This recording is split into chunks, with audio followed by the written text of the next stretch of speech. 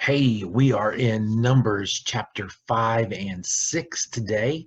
Um, Looking more at the camp and its setup and some rules. And then chapter 6 is a set apart person that we'll be talking about. So let's just go ahead and jump into chapter 5. The Lord said to Moses, "Command the Israelites to send away from the camp anyone who has a defiling skin disease, or a discharge of any kind, or who is ceremonially unclean because of a dead body. Send away male and female alike. Send them outside the camp, so they will not defile their camp while I dwell among them." The Israelites did so, and they sent them outside the camp. They did just as the Lord had instructed Moses. The Lord said to Moses, "Say to the Israelites, any man or woman who wrongs another in any way, and is unfaithful to the Lord, is guilty and must confess the sin they have committed. They must make full restitution for the wrong they have done. Add a fifth of the value to it and give it all to the person they have wronged. But if that person has no close relative to whom restitution can be made for the wrong, the restitution belongs to the Lord and must be given to the priest, along with the ram and the atonement for the wrongdoer. All the sacred contributions the Israelites bring to a priest will belong to him. Sacred things belong to their owners, but what they give to the priest will belong to the priest."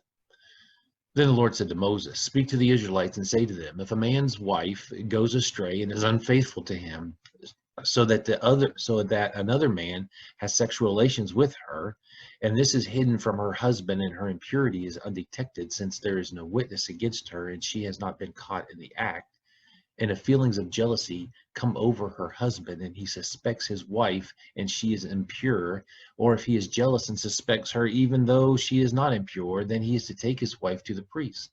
He must also take an offering of a tenth of ephah and the barley flour on her behalf.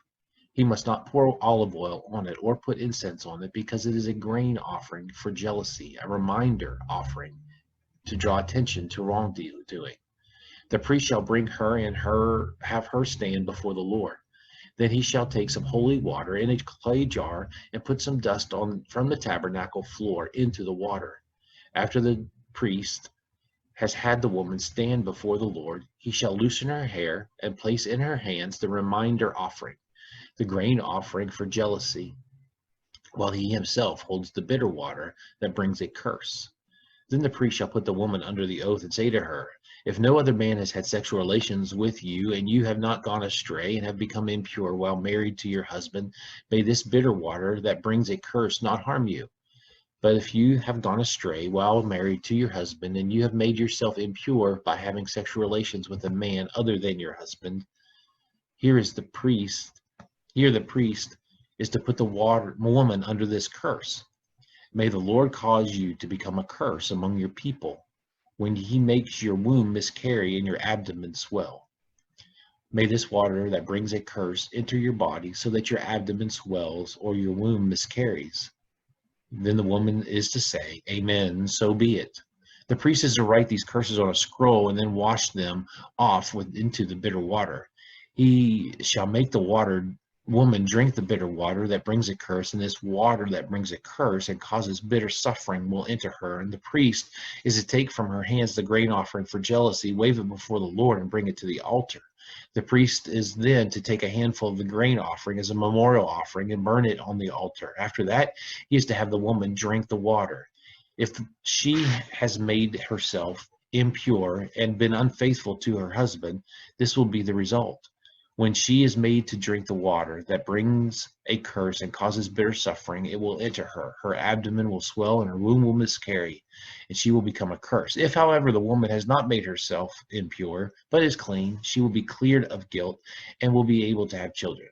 This then is the law of jealousy when a woman goes astray and makes herself impure while married to her husband.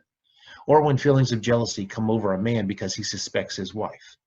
The priest is to have her stand before the Lord and is to apply this entire law to her. The husband will be innocent of any wrongdoing, but the woman will bear the consequences of her sin.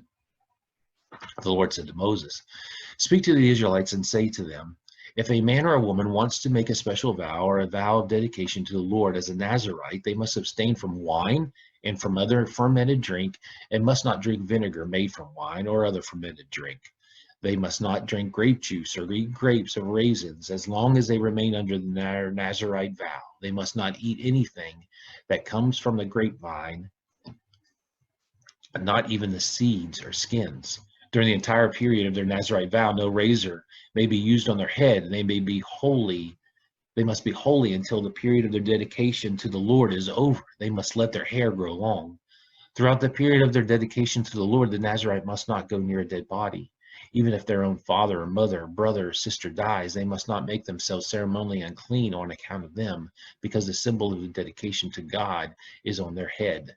Throughout the period of their education or dedication, they are consecrated to the Lord. If someone dies suddenly in the Nazirite's presence, thus defiling the hair that symbolizes their dedication, they must shave their head on the seventh day, the day of their cleansing. Then on the eighth day, they must bring 2 doves or 2 young pigeons to the priest at the entrance to the tent of meeting. The priest is to offer one as a sin offering and the other as a burnt offering to make atonement for the Nazirite because they sinned by being in the presence of the dead body.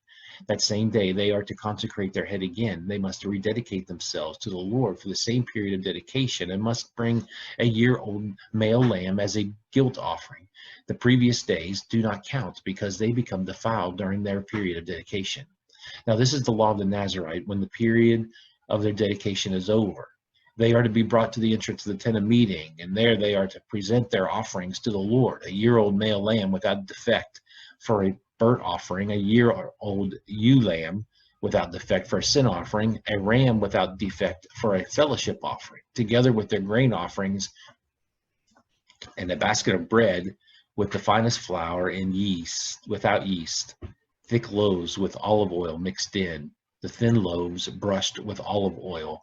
The priest is to present all of these before the Lord and make the sin offering and the burnt offering, and he's to present the basket of unleavened bread, and is to sacrifice the ram as a fellowship offering to the Lord, together with its grain offering and drink offering. And then at the entrance to the tent of meeting, the Nazirite must shave off the hair that symbolizes their dedication.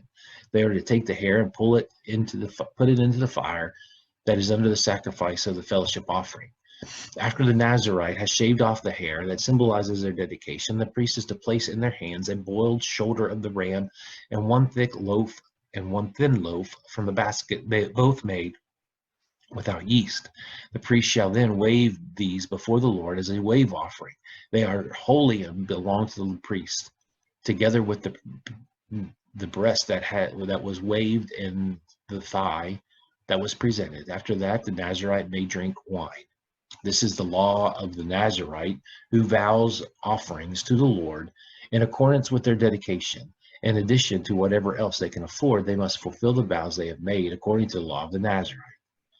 The Lord said to Moses, "Tell Aaron and his sons, this is how you are to bless the Israelites. Say to them, the Lord bless you and keep you.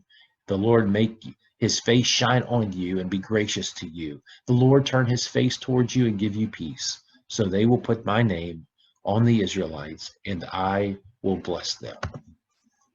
So in that chapter 6, we see something that's kind of interesting. It's something called a Nazirite, and we're going to see this pop up throughout the Bible in different circumstances. Like when we read about Samson, he was dedicated to the Lord. John the Baptist, we're going to see they didn't grow their hair out. They didn't drink. They stayed away from dead bodies. There were some rules, but they were dedicated to the Lord. Normal guys, dedicated, and women. And then at the end, I read that priestly blessing, and you may hear this. Some denominations, some churches still say, "The Lord bless you and keep you, and the Lord make his face shine on you and be gracious to you, and the Lord turn his face towards you and give you peace." It's a common blessing that Aaron used, and some people still use today. I hope you have a great day. Bye.